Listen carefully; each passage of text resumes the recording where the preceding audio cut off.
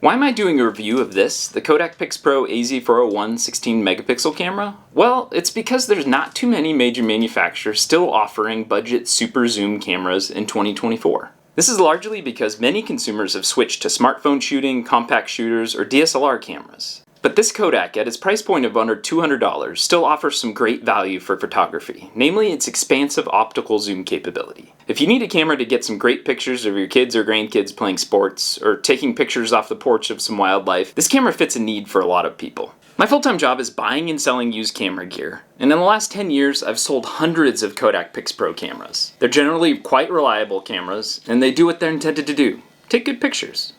Now let's get into the key features of the Kodak Pixpro AZ401 bridge camera. Number 1, powerful 40x optical zoom. You can capture every detail with the AZ401's impressive 40x optical zoom range. Whether you're shooting landscapes, wildlife, or family gatherings, this camera ensures you never miss a moment. This lens has an equivalent focal range of 24mm on the wide angle, ensuring that you're able to get as close as 2 inches in macro mode, which is actually very unusual for a point-and-shoot camera to be able to focus at such a close distance. But that's just the icing on the cake. The best part is the 10 to 40x optical range, as it gets you to a maximum of 960mm focal length, which is a crazy telephoto range. Now, the more you zoom out, the more the lens requires light to work properly. So during lower light situations, it likely will be somewhat grainy, but with good lighting and a tripod, you can get some excellent photos. I took these pictures at full 40x range. It's great to be able to get photos as if you're right next to the subject, but you're actually 20 feet away. The green rectangle will light up if the subject is in adequate focus. If it's yellow, then it's not in focus, and it may be blurry. While this camera was released a number of years ago, it is, as of 2024, still available new directly through reputable websites like Amazon for under $200, and on the used market for $60 to $100, depending upon condition. I'll have a link down below in the details section for the best new price that I've found, if you don't already have it and you're interested. Number 2, 16 megapixel sensor. The 16 megapixel CCD sensor on the AZ401 guarantees sharp and vibrant images, providing almost professional quality results. Your memories deserve to be captured in stunning clarity, and the AZ401 delivers that. It has a 1/2.3 inch sensor. This is comparable to the iPhone 13 that I have, which has a 1/1.9 inch sensor. Basically, as you advance and get into mirrorless and full frame cameras, the sensor size goes up by a big amount, letting the camera print out not only larger prints, but also handle lower light situations better. But you pay for it.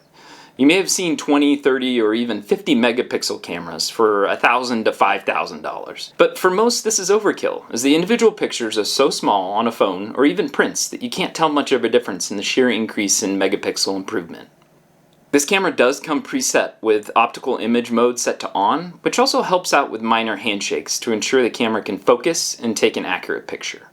Number 3, artistic control with manual settings and fun optional modes. For more seasoned photographers, the AZ401 offers manual settings to fine-tune your shots. You can take control of aperture, shutter speed, and ISO for a truly customized shooting experience. If you want to shoot in manual mode, you can adjust the top toggle to P, S, or A, and then utilize the plus-minus button on top of the camera to adjust your ISO, shutter speed, and aperture manually. You can also adjust your shutter speed if you wanted to do some nighttime star photos with this camera. You definitely need a tripod for that. The AZ401 also has time-lapse capability, which is a fun mode to play around with. As discussed before, the macro mode on this camera, i.e. close-up pictures, is quite good, and particularly useful to take pictures of small items from close distances. Another mode that I really like to use are the preset scene modes. There's 12 to choose from. If you've got pets, pet mode is fun as it always focuses on the cat or dog's face and eyes to ensure it's in focus, and not the tail. Sport mode is also fun as it does a good job of reducing blur, and I've used it for outdoor critter shots too, like squirrels, birds, deer, and many more. The last scene I use regularly is landscape, which makes the contrast pop a little more and visually generates more of a lifelike effect. And the reason that these are kind of cool to do in camera is because you don't have to do any post-editing picture processing, which just saves time. Number 4 is the large 3-inch LCD screen. You can compose and review your shots pretty effortlessly with this large 3-inch screen. The user-friendly interface makes navigation a breeze, ensuring you can focus on creativity and actually getting the best picture. It's not a touchscreen. All menu manipulation is done on the right-hand side of the camera, utilizing the buttons and toggle wheel dial on top of the camera. The camera doesn't have an optical viewfinder, so in sunny situations, it can be a little tricky. but you're able to adjust the LCD brightness really easily if you need to. Another benefit to doing this is it improves the battery life. Now we're going to get into a few helpful tips that I have utilizing the Kodak AZ401 camera.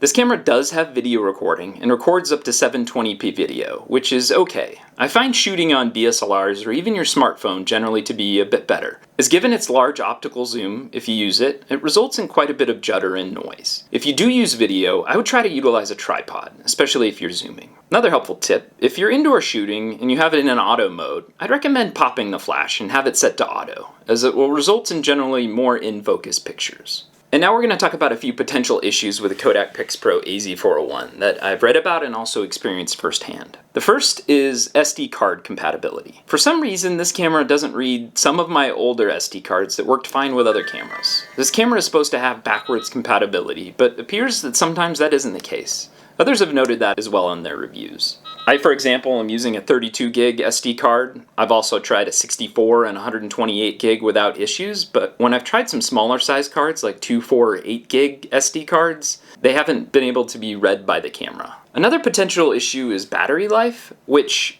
I'll be upfront, I have not experienced with this camera. And after reading that, I went ahead and did a battery test with the AZ401. I actually used a set of 4 brand new AA batteries and took pictures until the battery life ran out. And the results were actually quite good. I was able to get approximately 466 photos with this camera before running out of juice. I took approximately 1/3 of the photos with the flash and the rest without to simulate actual shooting conditions.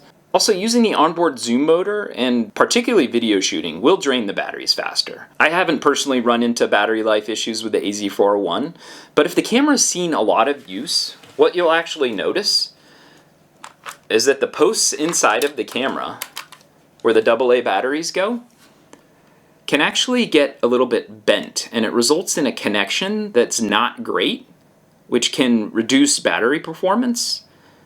The number 2 cause for battery life issues is actually the batteries themselves. So if you're using a sub-quality battery, a dollar store battery, or a battery that doesn't hold charge very well, you might only get a couple hundred shots with the camera. If you like the bridge ultra zoom capability of the AZ401, but are looking for something a little more premium, check out the Canon PowerShot SX70. It's got an even longer 65x optical zoom, better autofocus, and 4K video. It's kind of pricey at around $699 though. Take a look at some of the photos that I took with the Canon SX70 last year. If you're looking for a smaller, pocketable digital camera, check out the Kodak Pixpro FC45. It's under $100. I recently made a video on this camera, and you can check it out right here. Thank you for watching this review video of the Kodak Pixpro AZ401. And if you have any questions or comments, please leave them down below. I try to respond to each and every comment. And stay tuned for more gear reviews.